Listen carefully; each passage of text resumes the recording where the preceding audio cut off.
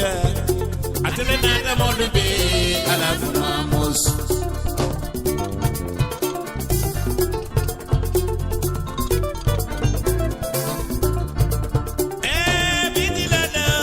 Mamos media. Walenata Modube, Alafu Mamos. Television on the radio, La Carola. You let her get a be. Molka, you the winning.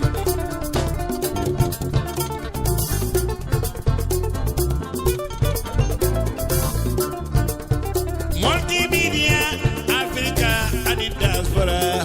Adelanta Modube, Alafu Mamos. Mamos Media. Multimedia, Africa, and in diaspora. Walenata Modube, Alafu Mamos.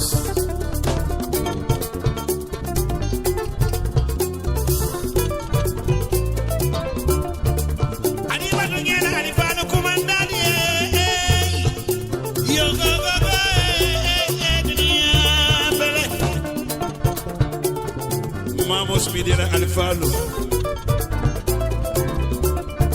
Jumala Mula COD, Lamin Jasi Maroki Amanzo, Lamin Wo, Ahaina Noe, and it Nene Bojang Sangarango, oh Nene, Afanabe Oslo, Noe Kodia, Managing Director.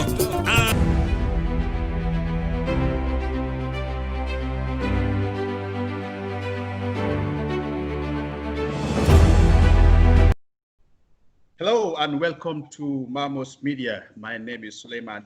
It's a warm welcome to all of you in the Gambia and around the world. This is the road to 2021 on Mamos Radio. Every Sunday, we invite a leader of a political party to the program to talk about the programs, ideas, and policies they have to transform the lives of the people of the Gambia, should they be voted into office. At the launch of the program, we had former Vice President and leader of Gambia for All Party, Mr. Bakari Bunja DARBO. Last week, we had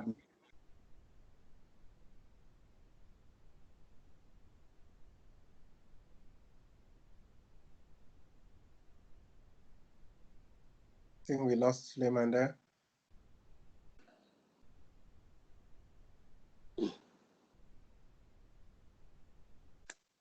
SULAYMAN?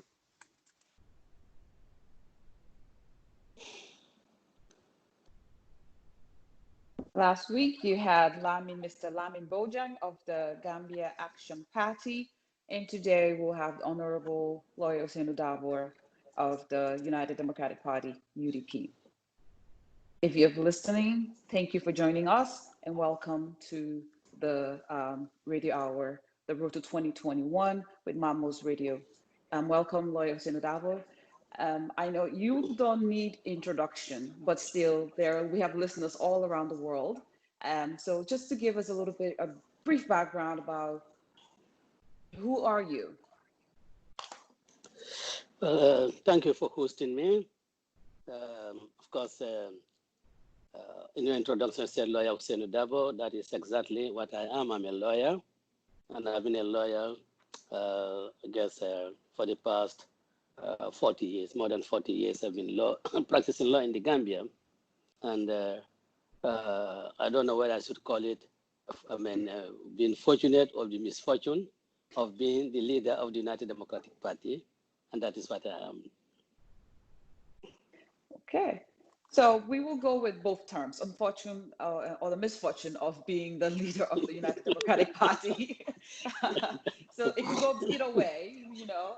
So when it was the misfortune of leading it, you have gone through a lot, right? So the whole party, since its inception, has experienced a lot. So right now, the road to 2021 is upon us.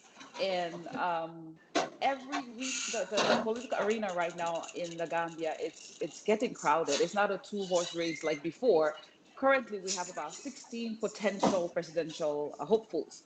And every one of them, of course, tell us they have a policy and they have all of this. And we've gone to your website. You have some fantastic policies that are meant to move the Gambia forward, move the needle forward. Because since the inception of this country, since we became a sovereign nation, every one of us have wanted something better for the country, and yet the policies that are available has not really moved. We have really good policies on paper, but it's just the implementation of those policies.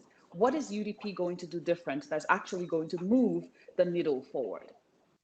Well, what UDP is going to do different is to demonstrate its political will to implement these policies. Where you have the political will, implementation of policies become very easy. After all, in 2016, there was a transition program that was presented to the Gambian people, a very fantastic, good transition program that everybody really applauded. But then, after getting to office, we started cherry picking and the programs and see those that we want to have implemented and giving a deaf ear to others, and then bringing in programs that are not in tune with the transition program. So again, it is the political will. I mean, the motivations that get one to run for elective offices. I think these are the things that we will do differently from others. Our motivation for running political offices is not really self-aggrandizement. It's not any way of trying to really make a name, but we are genuinely concerned. And it is an account of being genuinely concerned for this country and about this country that the UDP has endured a great deal of suffering for the past 22 years.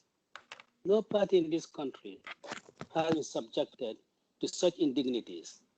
No party in this country has been subjected to brutalization as members of the UDP. Yet because we are convinced of what we stand for, and we believe also that when we are there, we'll be able to implement what we stand for. That is why we just kept on and never flagged. And inshallah, we will continue in that spirit until December 2021, when the electors will make a decision as to who should be the president of this country. Okay, thank you, Honorable Darbo. If you're just joining us, you are listening to the Road to 2021 on Mamos Radio. Your host, SULAYMAN Darbo, is actually back. But before I hand you over to Mr. Darbo, SULAYMAN Darbo, that is, I just wanted to, Lawyer Darbo, Honorable Darbo, rather, you mentioned in the beginning the fortune, and I'm using your words here, the fortune or the misfortune of leading this party. So UDP, we've seen a lot of things like you've mentioned before. You have gone through a lot of indignities, and you have experienced a lot of indignities. Not only you as the political leader of the party, but also people who identify as members of UDP have also experienced a lot of this. So, and for us, political parties are usually, presidential candidates in waiting. Are you ready to, on day one, will UDP be ready to move the country? Like day one, you're prepared to go. And then SULAYMAN Darbo, you're welcome to ask any questions. Well, certainly, we are not going into government unprepared. We are not going to the government and then start making your plans. No, we are going to government prepared. We are going there. In fact, let me just disclose this. Yesterday, I just inaugurated the Policy and Strategy Committee of the party, and which will deliver in 3 months' time. They will deliver their reports, and it is those policies that we will go in for our elections, and it is with those policy guidelines that we will go into government and get ready to run the affairs of this country, get the country moving. We are not just going there and then start running helter-skelter to see, oh, what is wrong with this particular institution? What do you need to do with the economy? What do we need to do with education? What do we need to do with health? No, we are going there well prepared for that, because that is what will justify our request for mandate from the people of the Gambia. Thank you, Mr. Honorable OUSAINOU Darboe, leader of the United Democratic Party. I most sincerely apologize for failure in technology that just happened whilst I was trying to introduce and welcome our listeners to the program. But I'm glad that my co-host here, Dr. Aminata Silla, was able to take in charge and get the conversation going on. Before going to our next question, Mr. Darbo, I just want to acknowledge and appreciate the sacrifice that you and many people in the Gambia sacrificed to get the country to where it is today. I spent almost a decade in public media in the Gambia, and I witnessed a lot of elections in the Gambia. And when campaigns were being held or conducted, we in the public media weren't allowed access to interview people like you in the opposition and stuff like. So we appreciate the sacrifice you've made for the country to get us to where we are today. People like Solo Sandeng, Deda Hydra, Chief Ibrahim Mane, these are people who lost their lives during the struggle. So from us here at Mamos Radio and Mamos Media, we want to acknowledge this. We want to appreciate your sacrifice for the country. You're welcome, and certainly it was a joint effort. It was a joint effort by all of us, you in the media and those of us on the political platforms. It is a joint effort, and we're happy that at least the public media in the Gambia can now interview leaders of the sector. Okay.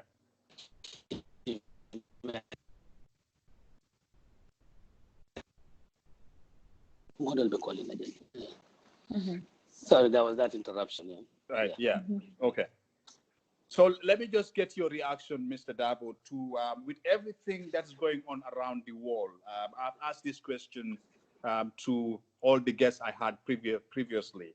The coronavirus that has claimed the lives of hundreds of thousands of people.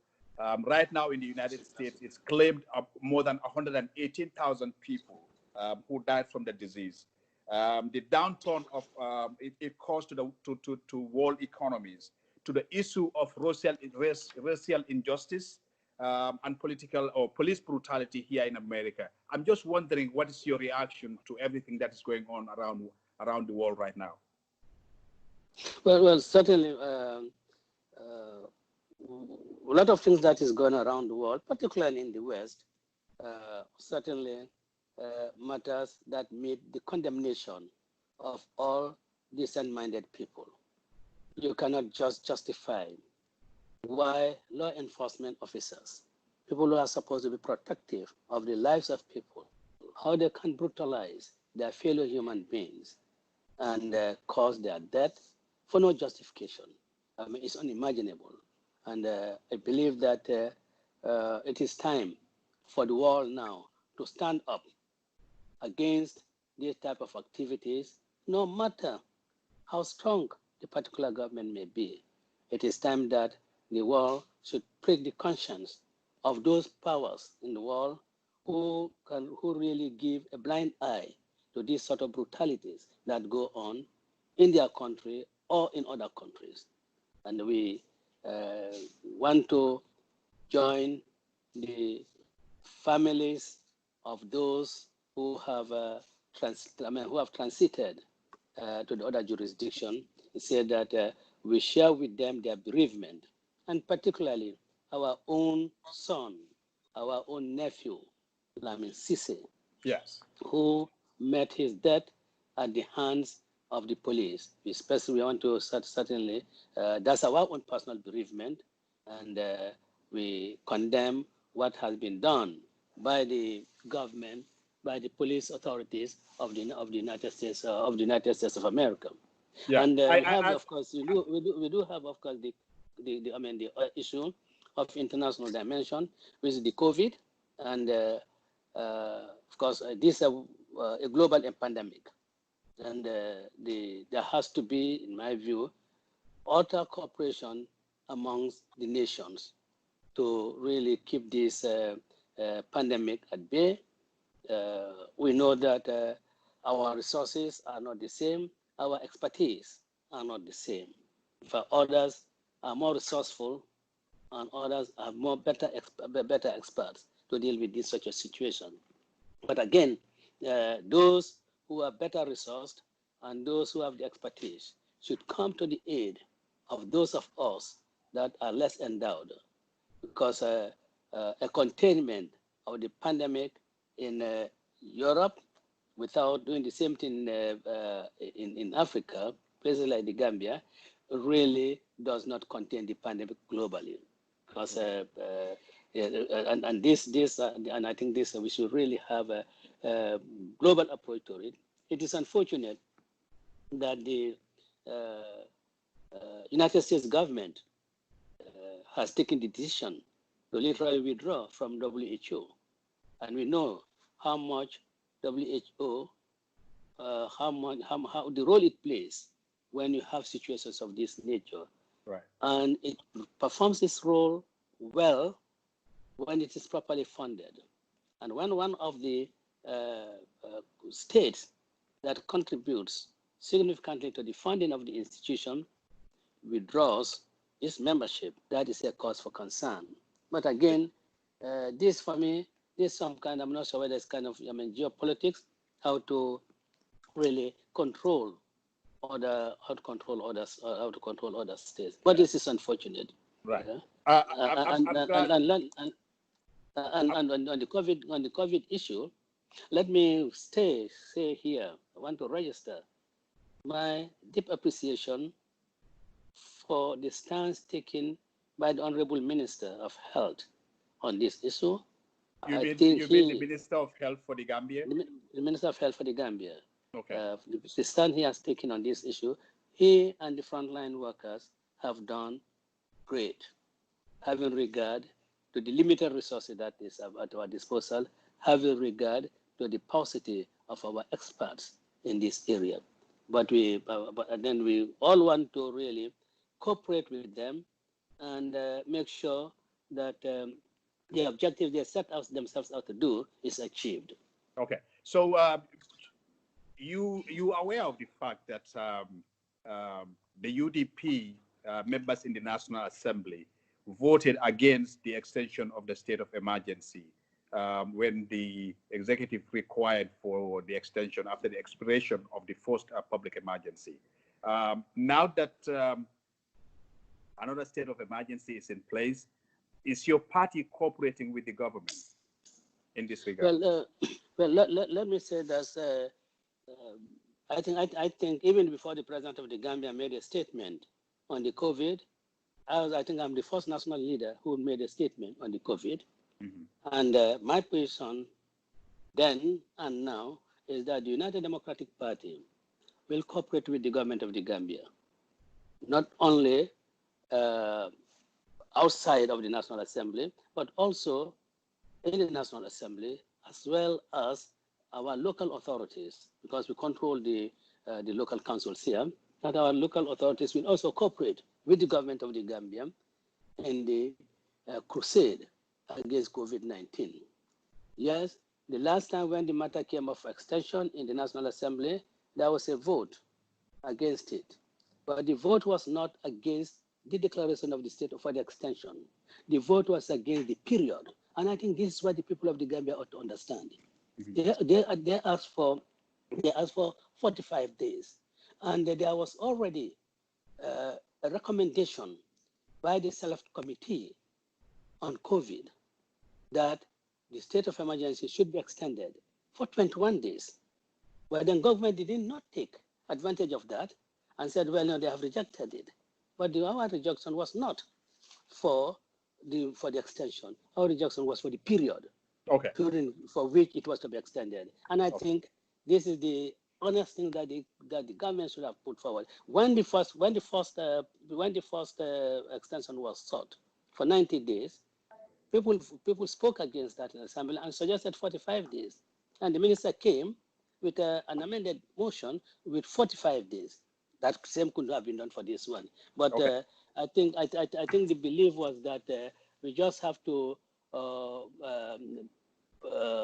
the world that UDP rejected an extension when that was not in fact the truth. UDP did not reject an extension. UDP wanted only for 45 days. Okay. Yeah. For 21 days. All right. So one more issue on your reaction to events happening around the world. We mentioned the name of Mr. Mohammed Lam, who is Gambian, lost his life in the hands of the police in Atlanta. You have served as foreign minister of the Gambia during this administration. the names of people who lost their lives recently in the hands of the police, George Floyd, Ahmaud Arbery, recently Rashad Brooks in Atlanta. These are names that are in the media here in the United States. Every single day, every TV station you tune into, these are the names that you hear. And we are in solidarity with them. We reject what the police did. But the name of Modu Lamin Sise is not in the public media here in the United States. You've served as foreign minister. Do you have any means contacting your former colleagues in the foreign departments across the world to ensure that this guy's name is just not lost like that? That people have to remember him as someone who lost his life, just like other people, just like people like George Floyd and the rest of them. I don't want to sound a little bit segregationist or discriminatory here, but you see, the others, George Floyd, and Aubrey and Brooks, we must know that these are Americans nationals by birth. Now, Mr. Sisi is probably an American who acquired American citizenship, maybe through naturalization or whatever, So for the community that he belonged to is the Gambian community. He does not belong to the ordinary American community. And because of that, his case seemed to be lost.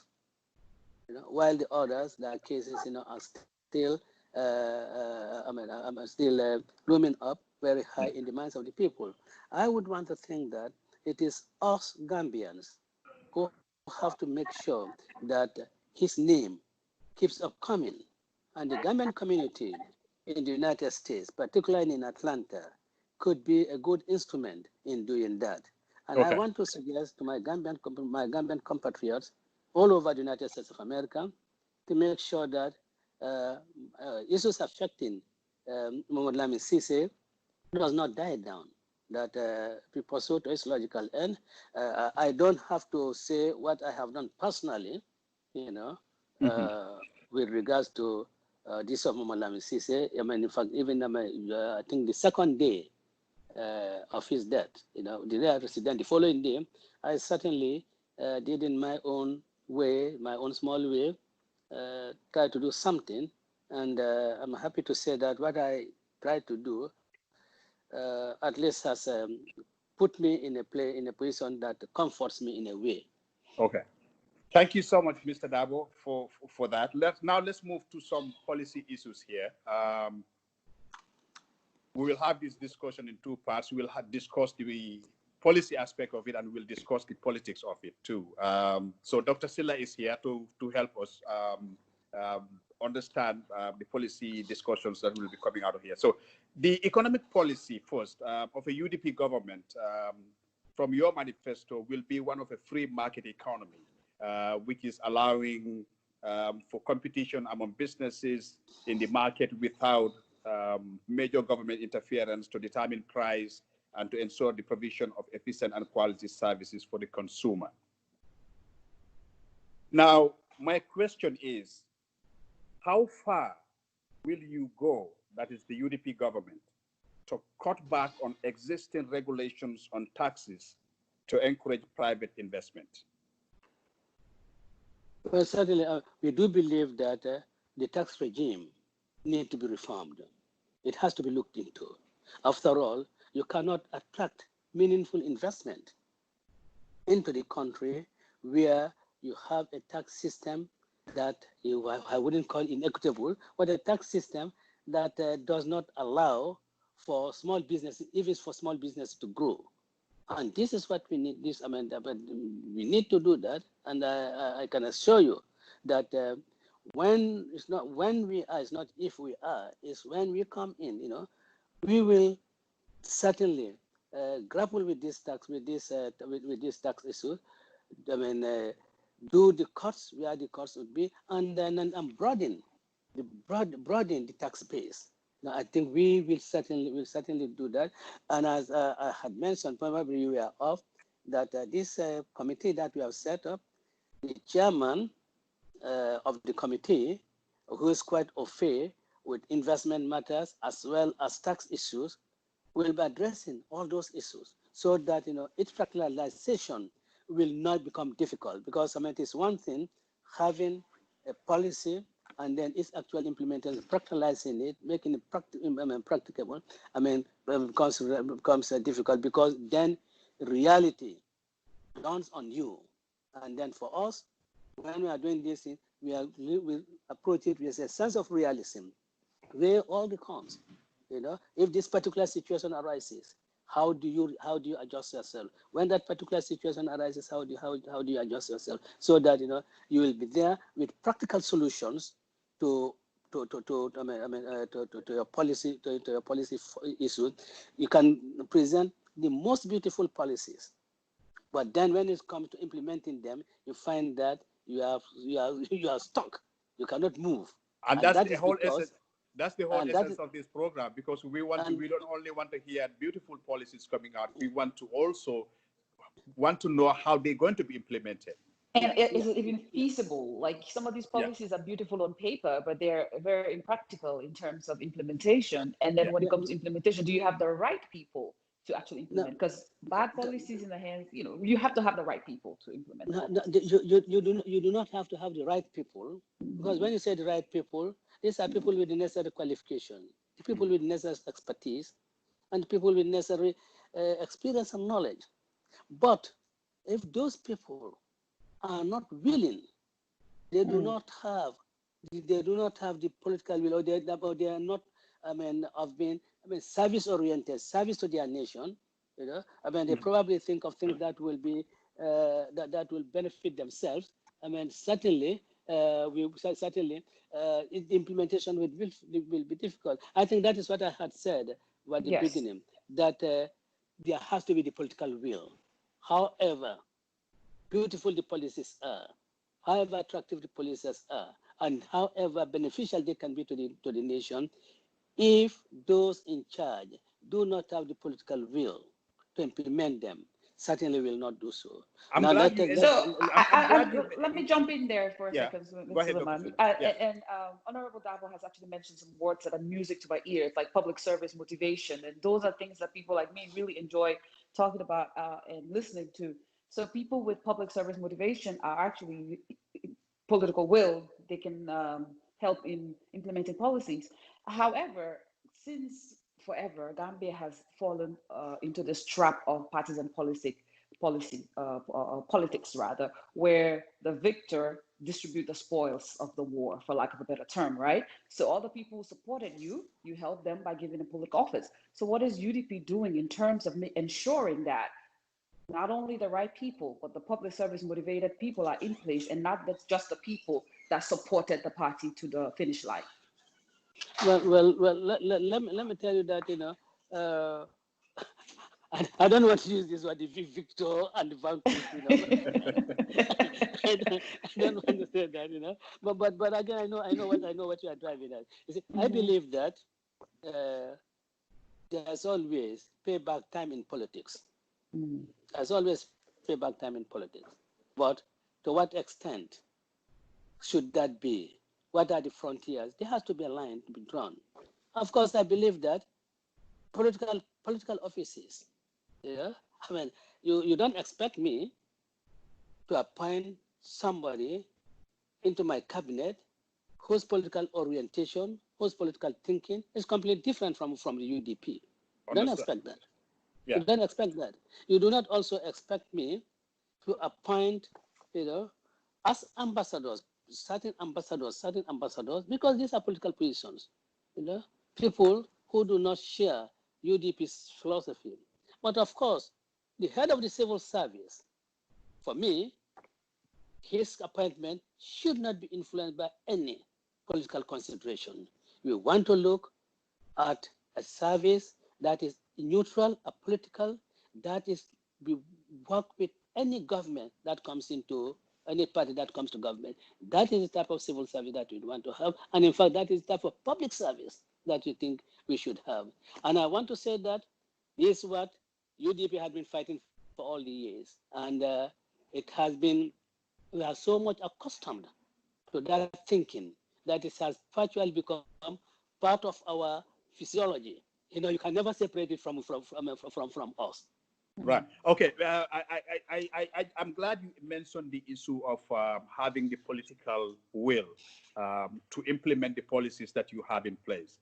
I, like many other people, I would assume, not even assumption here, but I know like yourself, born and raised in the provinces, born in a farming community.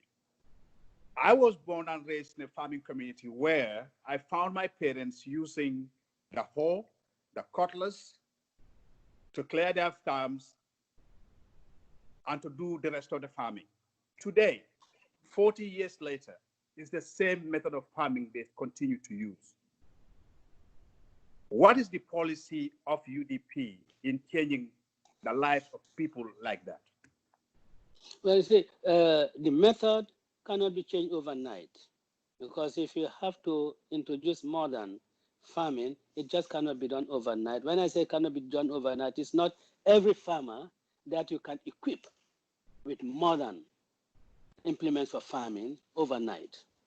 It has to be a gradual process.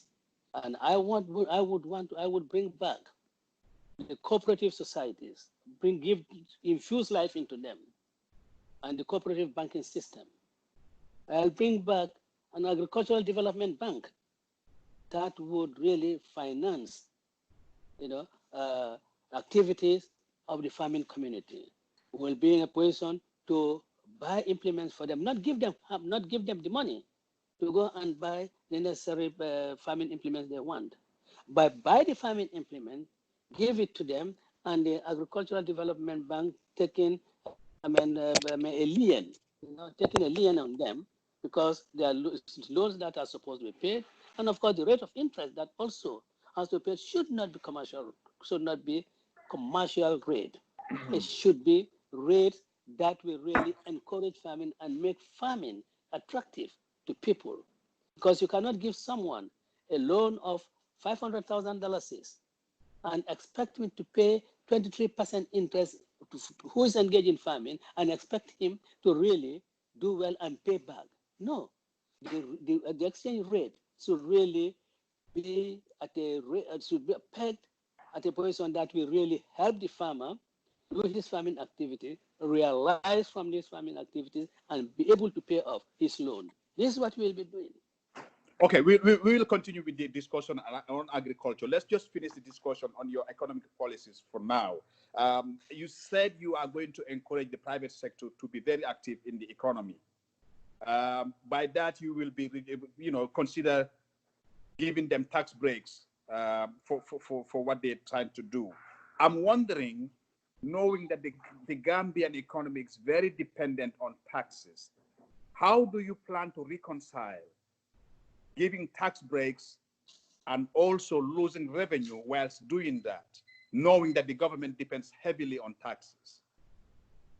Well, obviously, government depends on taxes, but the tax break that will be given, or what might call tax incentive that will be given, yes, would be for a limited period. And of course, it will be a tax incentive that will match your investment. And we know that investors come in with very glossy investment proposals, and you look at them and, oh my God, this is going to turn this country into a middle-income country, in the next few days, in the next few weeks, or next few months, years. If you are carried by that, and you take certain decisions on a tax incentive, I think you should keep monitoring that particular company to see whether they are living up to their investment proposals that has really influenced you in giving the tax incentive. If they are not living up to those investment proposals, then of course you have a good reason to discontinue the tax incentive. But if they are really doing it, because it's because of course when the tax when the investor does his investment according to his proposals, at the end of the tax break, you start collecting taxes, and you would have done a lot, contributed a lot to the economy by way of employment. Yeah. And of course, those employees, you collect tax from those employees even during the period of tax break. You'll still be collecting taxes from them. Yeah, and of course, you'll also be getting them to train Gambian manpower to ultimately take over, because that's the whole essence. That will be the whole essence of the taxes of the tax break. You are giving them so that you can have indigenous Gambian trained to take over the management of those companies. Of these Thank companies. you. Okay. Yeah. Well, I'm really glad to hear that UDP is planning to have a balance between the economic incentives or economic policy and balancing it with the democratic values of the Gambia. And there will also be, of course, M&E, making sure things are in alignment with everything else. I just want to shift a little bit to education policies for UDP. Because the Gambia is situated in such an environment where a lot of people within the sub-region come to the University of the Gambia because the country itself is stable. Professors don't go on lecturers don't go on strike. So all of those are available there. However, the University of the Gambia, since its inception, has been lacking in resources. What is the plan for UDP in actually innovating and transforming this university into a center of excellence that all the sub-region, it's like a beacon that everyone around the sub-region can actually attend? That's in Gambia's favor, but yet we're not utilizing it. Well, of course, when you look at the University of the Gambia Act, it tells you, because I think this is what will really make it a center of excellence, it tells you the sources of its funding. And of course, among these sources of funding is endowments, And I think the university administration should really look more to that, because universities really get a lot of help from others, not necessarily the government. And of course, the University of the Gambia, if you are just to depend on government finances, it will soon collapse, and it cannot continue to really depend on Subvention. I'm sorry, there's some interruption. It cannot continue to depend on government subvention. So the university itself, administration, has to be innovative in how to secure funding outside government sources.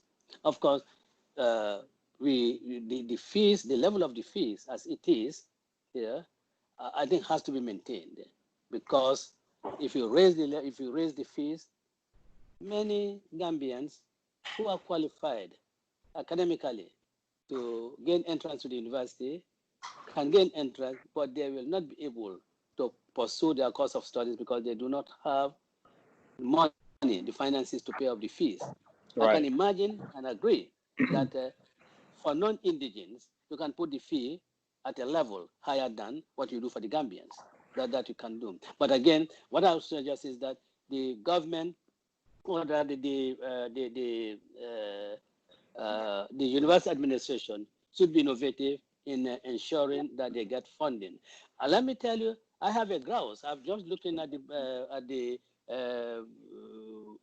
schedule of the National Assembly. There's a bill for University of Science and Technology, the Gambia University of Science and Technology. Who doesn't want the country to produce people who are good engineers, civil engineers, electrical engineers, and in the sciences?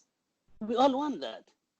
But the question we ask, the question UDP is asking, do you really need a university of another university to be set up by the government? Why don't you have a well-equipped faculty of engineering or faculty of science and technology within the current University of the Gambia, and then you do not have to set up, another university with a vice chancellor, with a whole university administration. You don't have to do that. Yeah. You can utilize the funds that you will be putting into that university to improve the current university. That is what I think should happen. All right. Thank you. All right. So let me still on the economy. Just before we move into agriculture, we're already in agriculture, but I just want to take you back a little bit to economics. Do you know GAC Mining Company, Mr. Dow? Gas. Yes, GACH. Well, yes.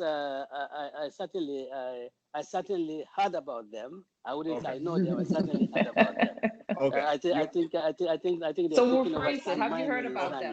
them? All right. I've So heard about them. yeah. Okay. So just 4 months into President Adama Barrow's administration, they launched an investigation into the activities or what they call corrupt practices of the former president Yahya Jammeh. And sand mining was a huge issue, was a huge matter as far as those investigations were concerned. Now, before the investigations were even concluded, the government, the Barrow administration, issued out a license to another company to restart mining. I want to know if you were aware when you were in government about this investigation in the first place. Well, I know that the Janneh Commission was set up whilst I was part of the government. Mm-hmm. But obviously, the issue of license to gas was not an issue that was brought to cabinet when I was there. And if it was brought to cabinet when I was a member of the cabinet, then it must have been discussed when I was out of the country. But even if that happened, even if it was brought to the cabinet and discussed whilst I was out of the country, the cabinet conclusions would have been sent to my ministry, and that would inform me. But what I'm saying in a sense is that this was not issue brought to the cabinet, so I cannot. You don't know much about it. No, I don't know much about that, unless of course the particular ministry wishes to share their views with me on it. That is it. Yeah. Okay. So I brought it up because recent media reports suggest that the company may be involved in some tax evasion practices. According to Malagan, Malagan is an online investigative newspaper. GAC Mining, in its 3 years of operation, the company exported more than 16,000 tons of heavy mineral sand, generating a conservative revenue estimate of approximately $124.9 million. Out of that, only $15.1 million, less than 13% of the revenue, has been paid to government as royalties. Your reaction? Well, certainly my reaction is that will be, I don't know whether I should say an abomination, but that should be something that should not be expected, because after all, the Janneh Commission was established to combat this type of practices. So I think everybody should have been on his guard to ensure that what happened under Jammeh does not happen under the current regime. I had always advocated, even Jammeh's time, that there should be a projection from the Ministry of Finance in their budget. Come working with the Ministry of in charge of geology. There should be a projection in their budget. What government expects to realize in terms of royalty from this mining operation, so that with that projection, that could give us also a fairly good idea of the quantity of the black sand that should be exported out of the country in order to meet up that projected revenue that is to be realized from these operations. And 2 days ago, I think I read in the papers that GACH paid a royalty of 33 million. They pay 33 million Yeah. See? as royalties or as 600. taxes? No, I think royalty. Royalty. I think it's the head. I think the headline royalty, and yes, royalty. But again, if there is this issue that you've mentioned, I think our National Assembly members, as dutiful citizens of this country, will put a parliamentary question on that to the government and see government's reaction, and then whatever government's reaction is, that will inform United Democratic Party's next approach to it. But I can tell you that we will, with this information, ask our National Assembly members to put a parliamentary question on this matter. Okay, I'm glad you said that, and that's the essence why I brought this up, so that National Assembly, as an oversight committee, could probably look into this. But this is what even is more worrying or more concerning to me. Going over this report from Malagan, it says, according to this Malagan report, the company has been operating without environmental clearance, and from a conservative estimate, owes a potential tax liability of more than $2 million, approximately $40,000, having never paid taxes since inception in 2017, and does not even keep a tax file with the tax authorities. How would a UDP government react to such a revelation? No. Well, yeah, but that goes back to what the question we were asking earlier about parties and politics. Whether company registered in this country will definitely have a tax file, and I suppose since probably have information. Well, we have plans. We already have a plan to have an interview with the Permanent Secretary, Minister of Energy, and we're trying our best to also talk to the DRA authorities. Yes. Yeah. But then I would doubt that this company would operate without having a tax file, and I tell you why. Because one of the persons in that company, do you know Mr. Abubakar Jaw? Very close to the president, and I think because of that, the tax office will not allow this man to operate without having a tax file on him, because they will have to cover. Because the Journey Commission is a lesson to all that you cannot just abdicate your responsibility on the say that it's my superiors. This is what my superiors ordered me to do. So I don't think the Income Tax Office or the GRA will close their eyes and not have a tax file on this person.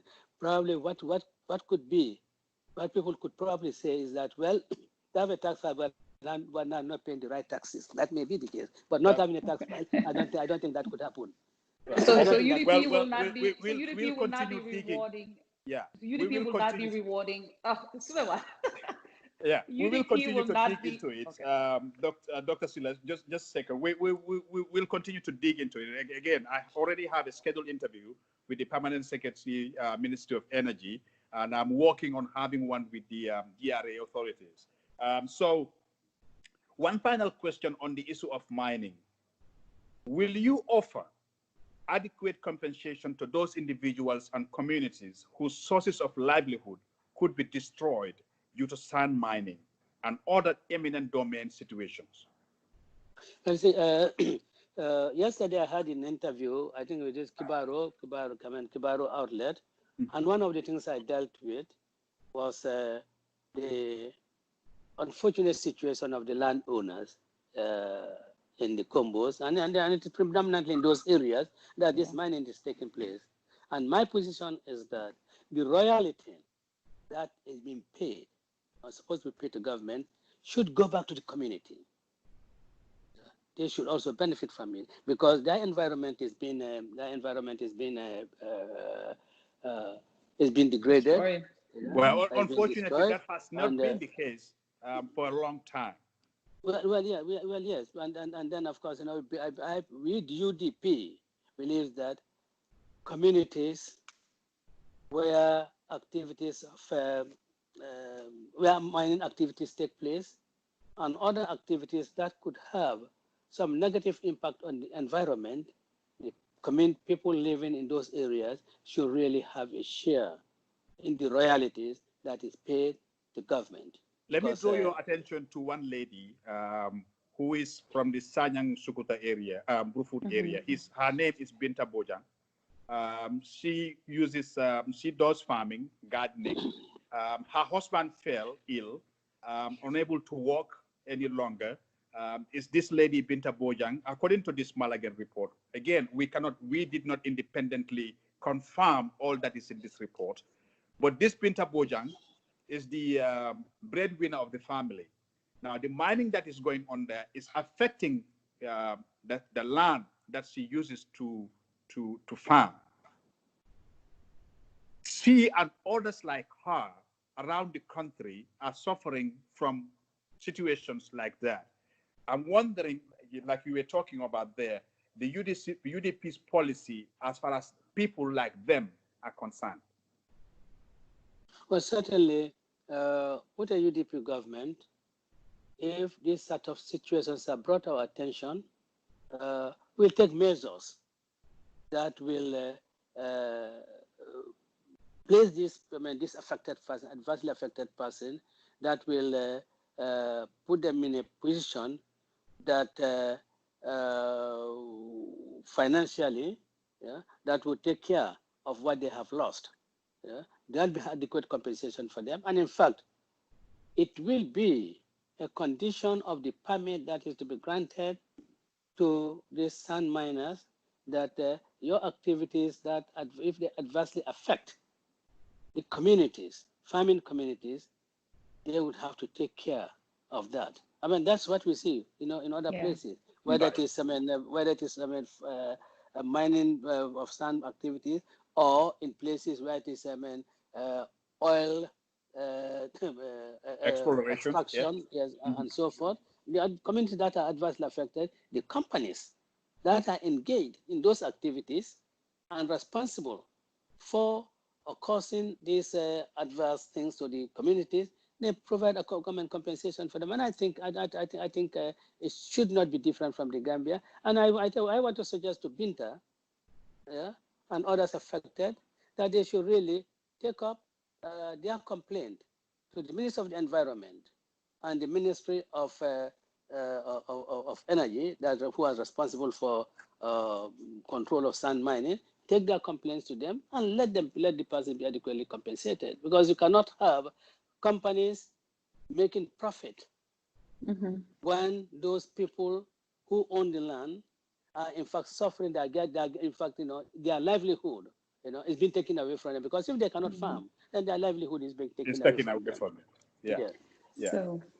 Okay. So let's move. One more question from me. Okay. As far as policies are concerned, we'll do just a couple of questions on politics, and that is on the energy policy. You plan to increase generating capacity of NAWEC. How do you plan to do this? The way we want to increase generating capacity of NAWEC is by really getting into renewable energy. We are not interested, getting generators of whatever capacity, because at the end of it, they have a lifespan, and when their lifespan is spent, you go back to 0 point. So or go buy another generator. Buy another generator, and by the time the generator comes in, the whole country is in darkness. Right. But we are renewable energy is certainly what we are going to pursue, and this is what is the answer to our problems. And so government and NAWEC will make sure that our government takes a decisive decision on this, because it is lack of decisive decision that the government has still not found any willing partner or any good investor who really is prepared to work and make sure that renewable energy is made available, and then the capacity of NAWEC is increased. Yeah. Okay. You served as Foreign Minister, Honorable DARBO. are you aware of the security arrangement between Gambia and Senegal called the hot pursuit? Mhm. Well, when I was foreign minister, I don't think any such agreement was. I don't think any such agreement was really reached. I'm not sure. I don't think so. But I don't think it is so. there right But now. Okay. Well, it is there. Well, I guess it's certainly not for the. So it will certainly not be for the benefit of Senegal alone. Gambia the can arrangement also is benefit. reciprocal. Gambia is in that both countries, the security of both countries can pursue suspected criminals in either country for up to a certain kilometer of miles into each other's territory. This has become very contentious because Senegalese have been accused of illegally entering Gambia.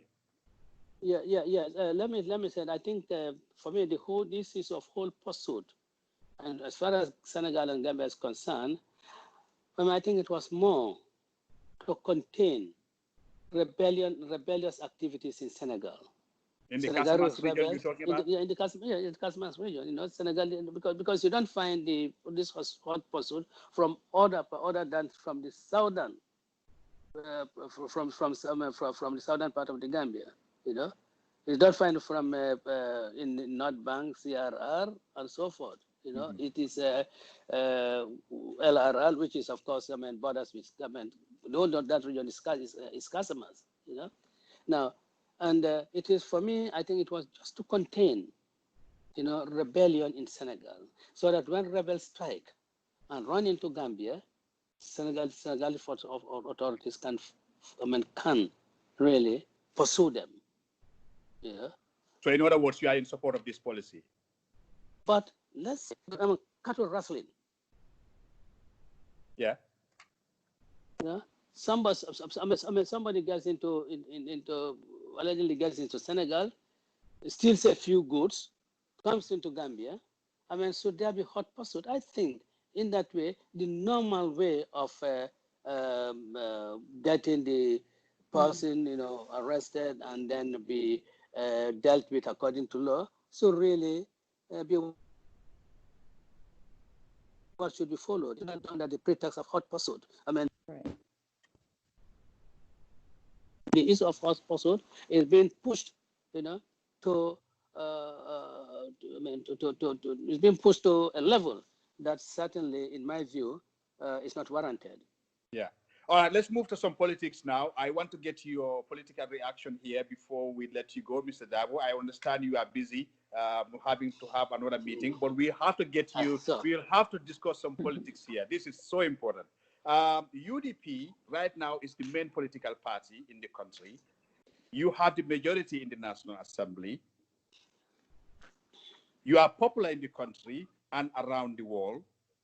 How do you plan to turn the support into votes in 2021? Well, thank you. I think you're really right. Popularity and votes are not the same. You're right. Exactly. But, we don't have scientific data coming out of the Gambia, so the only way we can gauge the popularity of a party is to see how they're performing in the National Assembly and how their popularity is viewed across the world. But you see, Mr. Darboe, I just want to just keep working on how to sustain and maintain that popularity. How we are going to turn that into votes will be disclosing my strategy to my opponents. And I do not want to do that.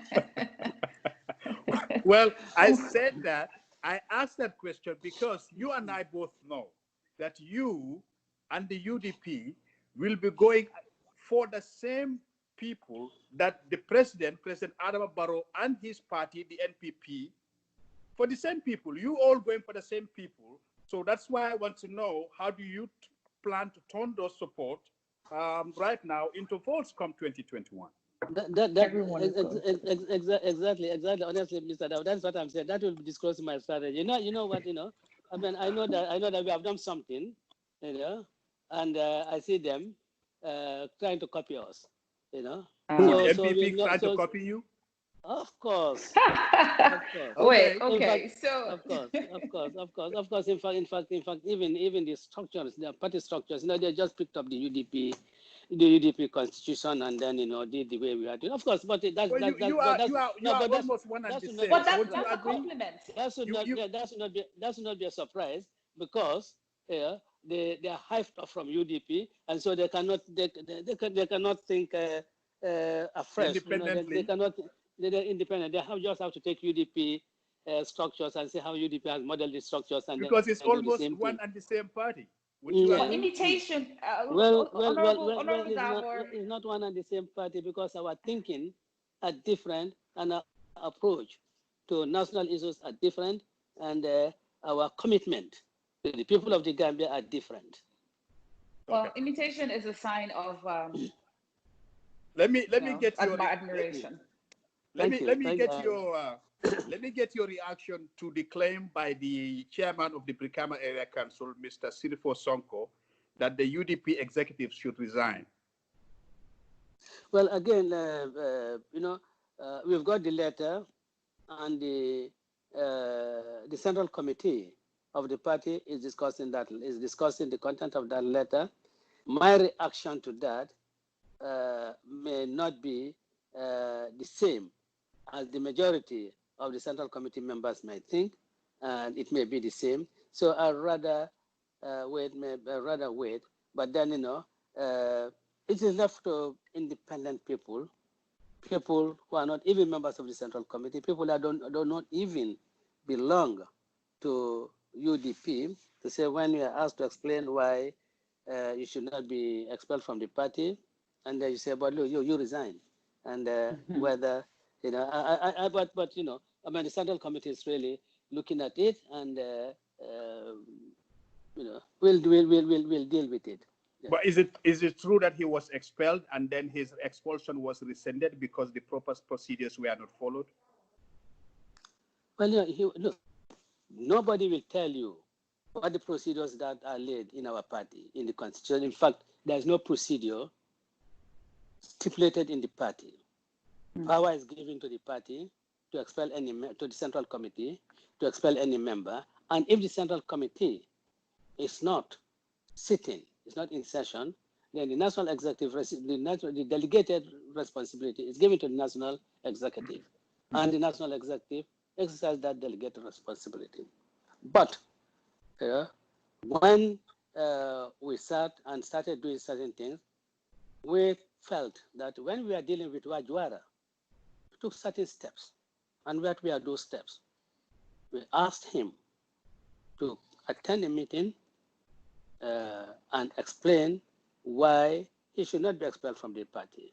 During the COVID time, you cannot convene a meeting for people to meet central committee, so it has to be done otherwise. And because of that, because we believe that this is an office holder, and if you just expel him, losing his office without him being heard, they breach the rules of natural justice, because he's going to lose an office. If it was just an ordinary member of the executive that does not hold in an elective office, we wouldn't have bothered. We wouldn't have bothered. But because he held an elective office, and we thought that, look, the principle of natural justice, let us apply them. And that is not, and that is really, I mean, those people who are saying or who are making those adverse comments, we leave them to make those adverse comments. It doesn't bother us after all.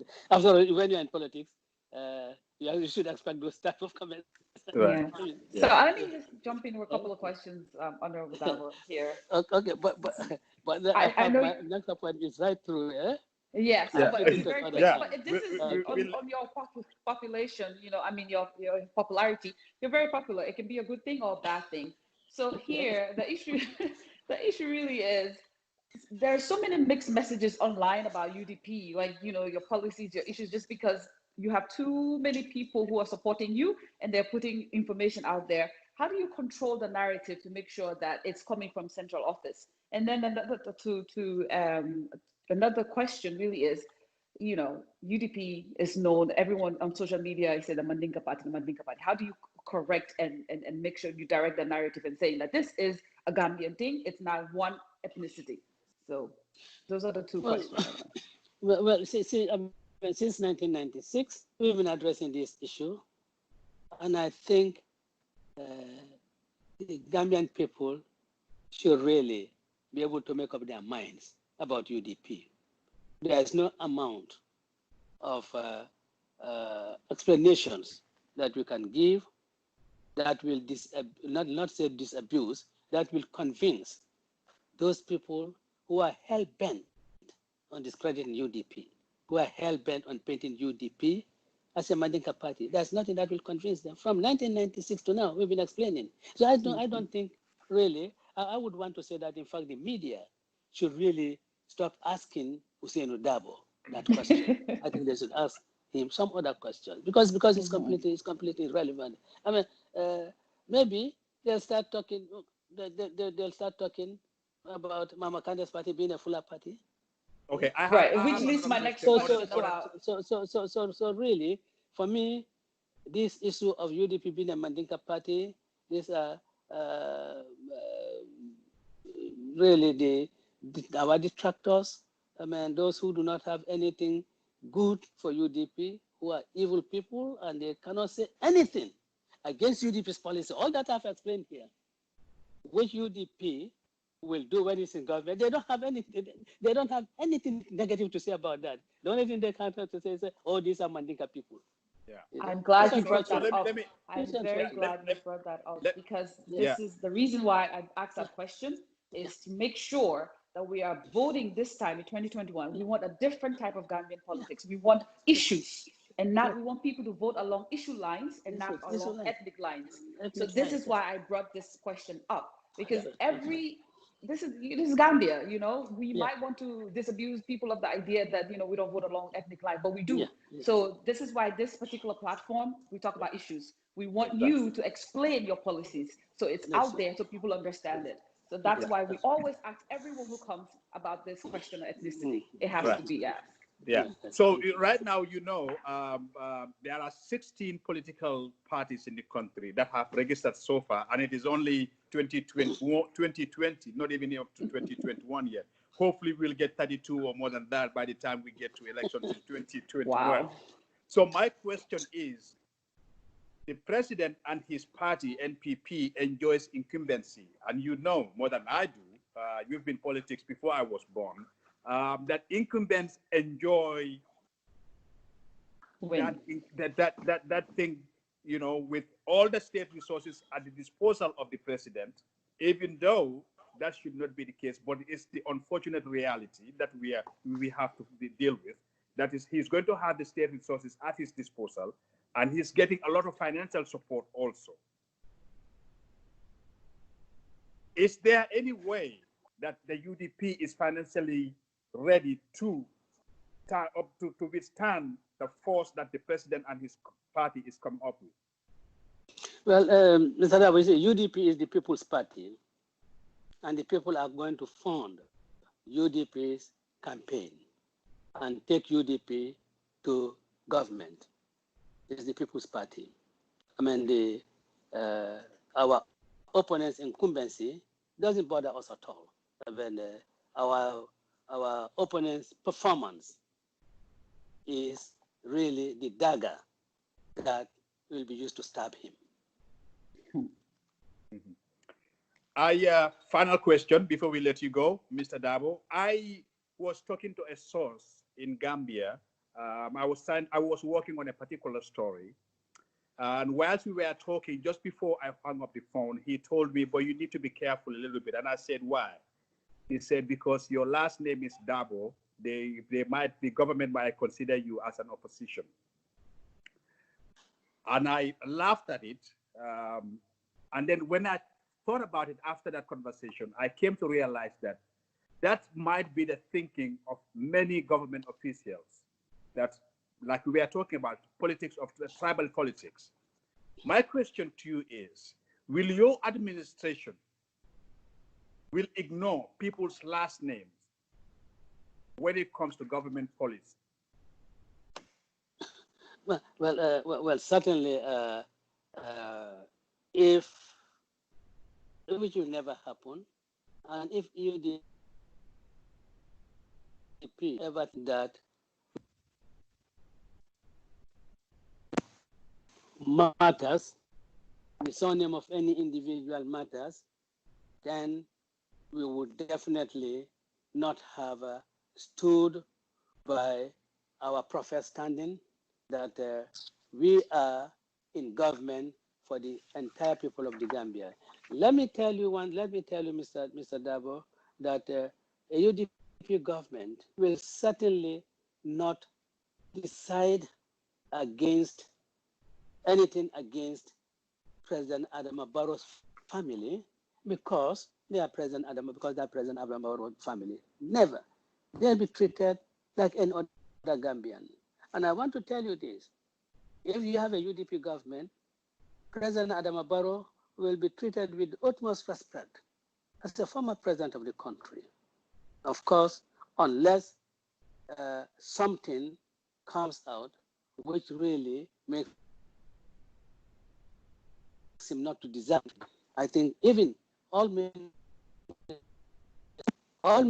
those who have served as ministers under President Adama Barrow will treat them as elder statespersons and give them all the respect they deserve, barring, of course, the discovery of anything that makes them not to continue to enjoy that respect from us. But it does not mean that they will be treated in a way to show that, look, you are the ones who are opposed to us.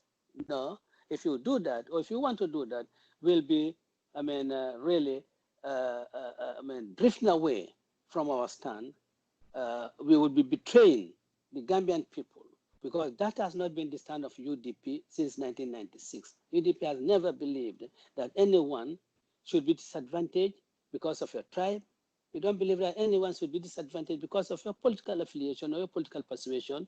Nor should you be disadvantaged because your surname is Barrow or your surname is Jame or your surname is Darbo. We don't believe in that, and we will never believe that. Okay. Because if we do so, we'll be causing polarization in the Gambia, and a polarized society is very difficult to manage. And we will never. We want to preside over United Nations, working together for a common destiny. Well, right now, I can assure you the country is very, very, very polarized right now. I hope we'll be able to get it from that position, but right now, that's the reality. Yeah. We will unite the Gambia. Well, thank you so much, Mr. OUSAINOU Darboe. Mr. Darboe was the Vice President of the Gambia and the leader of the United Democratic Party. Are you contesting the elections yourself, Mr. Darboe? Well, I will apply to the United Democratic Party and ask them to consider me for selection as their presidential candidate. And if they voted you in, you're going to contest? Absolutely. All right. Well, thank you very much for that. That's what we want to know. Thank you so much for your time today. Thank you. You're welcome. You're welcome. Thank you. All right. So that was Honorable OUSAINOU Darboe, former Vice President of the Gambia, leader of the United Democratic Party. And we now continue the political roundtable discussion. Dr. Silla, you're here, you've asked. Your impressions? Yes. Well, first, full disclosure, I am not a journalist, and I had to be placed in the position of a journalist earlier. So I was very, in the beginning. So, I mean, Honorable Darboe has been in this political arena for a very long time. So he knows exactly what he's saying. He's been dancing this dance, so he's mastered it.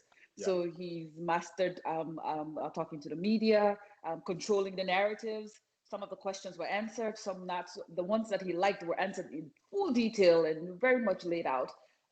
He, of course, UDP since 1996 to present, they have also crafted policies and perfected. They have time to do all of those things. And Lawyer Darboe, as he mentioned, he's a lawyer by trade, and he has, the party in itself has time to do this, to perfect their craft.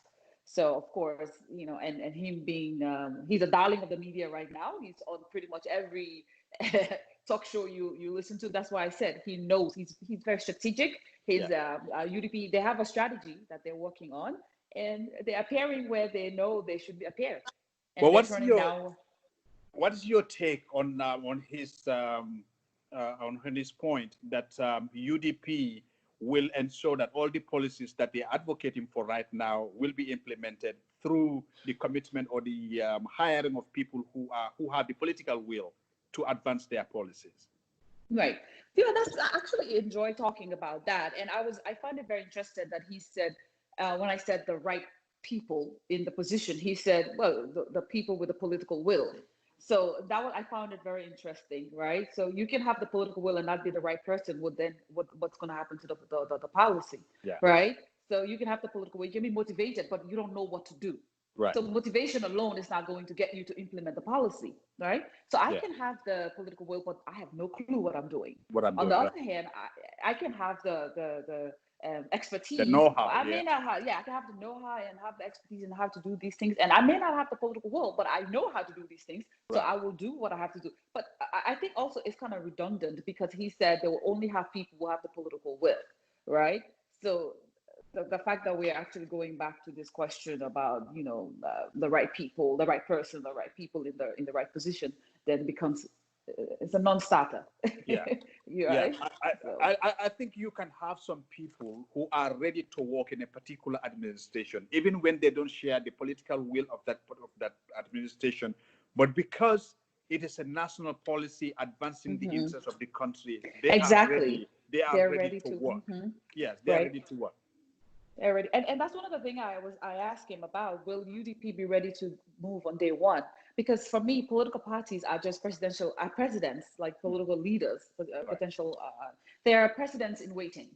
So while you're waiting, you're preparing yourself to start office. And he said, yes, on day one, they're there. They're not going to look at policies of other people, see what works, what doesn't work. They're going to come in with UDP policies and they're going to implement UDP policies. Now, I had to pause for a second in there and say, but what if there are policies that are actually working for the betterment of the country, already working, existing policies that are already working? What are you going to do with those? Are you going to, and I think that's the question that we should have nailed down in there and say, okay, what are you going to do with the policies that are actually working? If policies are, you know how we say here, if it ain't broke, don't fix it. So if policies are working for the Gambia, is working for the people, why are you then going to come in and say, hey, this is UDP policy, we come in, we're going to implement our own policies, right? So there has to be I think, you know, as when you get into office, I know people want to work and do things their way because you want to, you know, the people get you to office, you want to satisfy them, but you have to take stock of really what's happening around you. What are the policies? Who's doing what? How are they doing it? When did we implement this? How long is this? Is this a short-term policy? Is this long-term policy? When are we going to see the yields of these policies that you got to put people there. That's why I said people who know what they're doing, because these people need to understand the long-term effect of these policies. I may have the political will, but if I don't have the expertise, hey, it won't go anywhere. Yeah, that's what I'm saying. Yeah. Well, thank you so much, Dr. Aminata Silla. Dr. Silla is a professor of public policy at Townsend University, and we are recruiting her to become the chief policy analyst for Mamos Media. We thank you so much for your time. It's always a pleasure to be with you. Your expertise, we can always count on it. Thank you so much. And we'll get you back here next week when we identify and confirm the next candidate who will be joining us for the next discussion next week. Well, thank you for having me. I look forward to the road to 2021 is becoming very exciting. You know, it's not a 2-horse race anymore, like I said, but this is becoming, it's like you have 16 horses on a racetrack. On a racetrack, exactly. Yeah. So you're going to see who's actually going to pull out first. Right, yeah. So, well, listeners, or our viewers today, actually, this is the first time that the Road to 2021 is being broadcast on live video. So we hope you enjoyed it, and we will continue to bring you the discussion on live video. So as we transition from the radio to TV. Thank you so much for watching, and we'll be here next week, same time, same place, Mamos Radio. And we hope you enjoy the time. This is the reason why we are doing this, to bring you these candidates to talk to you directly so they can tell you the programs and policies and ideas they have should they be voted into office. That gives you the opportunity to hold them accountable if they fall short of what they've done. Until we come your way next week, have a good day.